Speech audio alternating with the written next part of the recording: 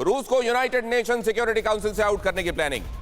United kingdom ने एक बड़ा बयान दिया है। यूनाइटेड नेशन सुरक्षा परिषद से रूस को हटाने का प्लान है। यूनाइटेड किंगडम का कहना है रूस को यूनाइटेड नेशन सिक्योरिटी काउंसिल से बाहर करने के ऑप्शंस खुले हुए हैं, यूके ने कहा। लेकिन ये बयानबाजी तो हम बहुत दिनों से देख रहे हैं। ये उन्हीं बयानबाजियों में एक और सिलसिला है जो लगातार चलता आ रहा है।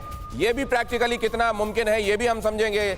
यूके का रूस को यूनाइटेड नेशन सिक्योरिटी काउंसिल से आउट करने के प्लान के संदर्भ में चर्चा करना, इस बारे में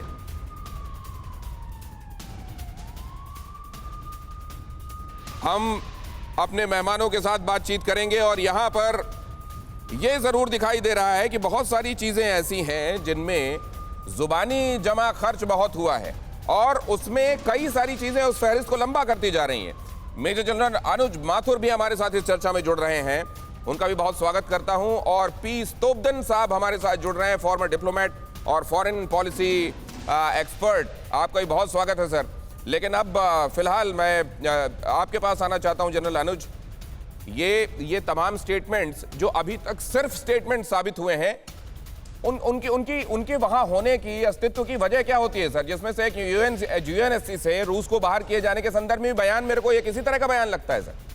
देखिए, मेरा ये मानना है कि ये जो यूके का बयान आया है ये रियलिटी से काफी दूर नजर आ रहा है। देखिए, रूस जो है एक बहुत शक्तिशाली देश है और एक बहुत महत्वपूर्ण इंटरनेशनल ऑर्डर में एक बहुत महत्वपूर्ण स्थान रखता है अपना। तो उसके साथ इस तरह की बयानबाजी करने की आवश्यकता नहीं है। मैंने पहले भी शायद कहा था और ये अब दोबारा मैं दोहरा रहा हूं कि हमें आवश्यकता इस समय वो बातें करने की नहीं है जिनसे कि युद्ध को बढ़ावा मिले। आज की तारीख में जो वहां की रियलिटी है ग्राउंड की, यूक्रेन की, जो यूक्रेन की सबसे बड़ी मदद हो सकती है। सर, एक अहम खबर आ रही थी इसलिए बीच में ये खबर लेनी पड़ रही है। मैं इसके बाद आपके पास वापस लौटूंगा। यूरोपियन यूनियन का मेंबर बनेगा यूक्रेन, ये अहम खबर। यूरोपियन यूनियन का मेंबर बनाया जाएगा यूक्रेन, लेकिन ये कब होगा? European Parliament has accepted Ukraine's application to join European Union. A special admission procedure has begun. तो एक जो प्रक्रिया है वो शुरू कर दी गई है, लेकिन ये प्रक्रिया कितना वक्त लेगी? और अगर ये प्रक्रिया, क्योंकि यहां तो हर एक गुजरता लम्हा इंपॉर्टेंट है, तो एक, इसमें कितना वक्त लगेगा? दो, अगर वो मेंबर कंट्री बन गया यूरोपियन यूनियन का, तो पूरे सिनेरियो में कितना बड़ा इससे फर्क आएगा स्तोब्दन सर? प्रोसेस में तो ये चलेगा कब तक? मुझे लगता है कि जिस तरह चल रहा है वो उसको स्पीड अप करेगा। यूरोपियन यूनियन का मेंबर बनना इतना बड़ा क्या कहते हैं मसला नहीं है रशिया के लिए। वो नेटो की बात कर रहे हैं, तो मुझे लगता है ये एक डिप्लोमेटिक पोस्चर है, नेगोशिएशन के लिए काम आता है कि ठीक है, अब बीच का फॉर्मूला निकाला कि आप ईयू जा सकते हो, लेकिन नेटो पे कोई कंप्रोमाइज नहीं होगा, उस पे इट्स ए नॉन नेगोशिएबल।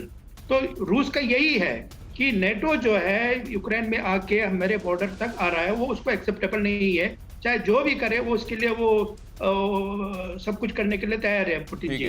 तो ये यूरोपियन यूनियन का तो कुछ है नहीं है, वो बेसिकली इकोनॉमिक उसमें है ना सर। ये जो इस वक्त मैं ये तस्वीरें दिखा रहा हूं, आप सब इन तस्वीरों से परिचित हैं। ये तस्वीर तब की है जब उस एप्लीकेशन में साइन किए गए थे यूक्रेन के प्रेसिडेंट की तरफ से, जिसमें उन्होंने अप्लाई किया है यूरोपियन यूनियन का मेंबर खुद को जल्दी से जल्द बनाए जाने के संदर्भ में। अब सवाल यह है कि ये बातें इतने दिनों से चल रही थी, तो इसमें इतना डिले क्यों?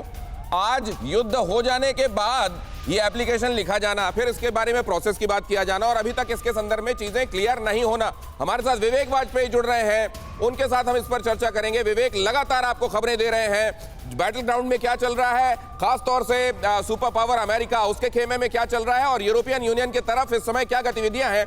सवाल यह है विवेक कि ये बहुत देरी से किया जा रहा निर्णय नहीं है। पहले तो ये निर्णय होगा भी क्या, प्रक्रिया क्या है, कितनी देर में होगी, और तब तक और विलंब नहीं हो जाएगा? दिनेश, इसको आप इस तरीके से कह सकते हैं कि देर आए दुरुस्त आए। ये यूक्रेन की मांग थी लंबे समय से कि वो यूरोपीय यूनियन का सदस्य बने। कल शाम को ही हम लोगों ने एक खबर ब्रेक की थी जिसमें एक पेपर पे दस्तखत करते नजर आ रहे थे राष्ट्रपति जेलेंस्की, और वो पेपर यूरोपीय यूनियन की सदस्यता के लिए आवेदन पत्र था।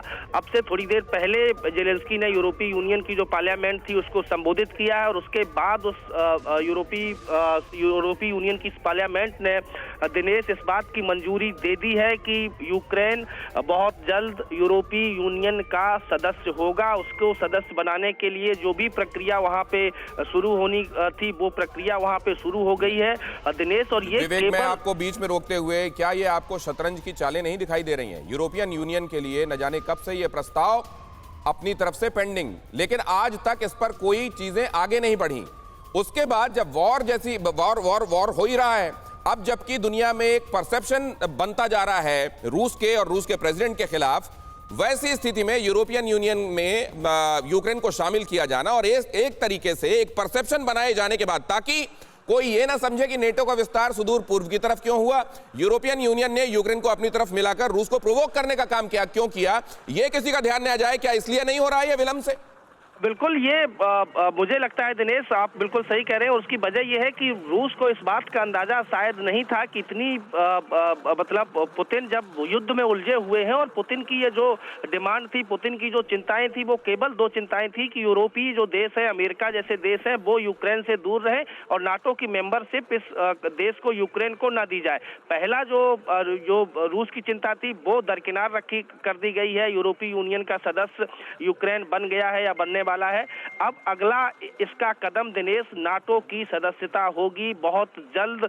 जिन देशों को लेके, जिनमें फिनलैंड शामिल है, जिसमें स्वीडन शामिल है और जिसमें यूक्रेन शामिल है, इन 3 देशों को दिनेश बहुत जल्द मुझे लगता है कि नाटो की मेंबरशिप के लिए भी इनकी तरफ से अप्लाई किया जाएगा। परवाह देश की, सोमवार से शुक्रवार रात 10 बजे TV9 भारतवर्ष पर।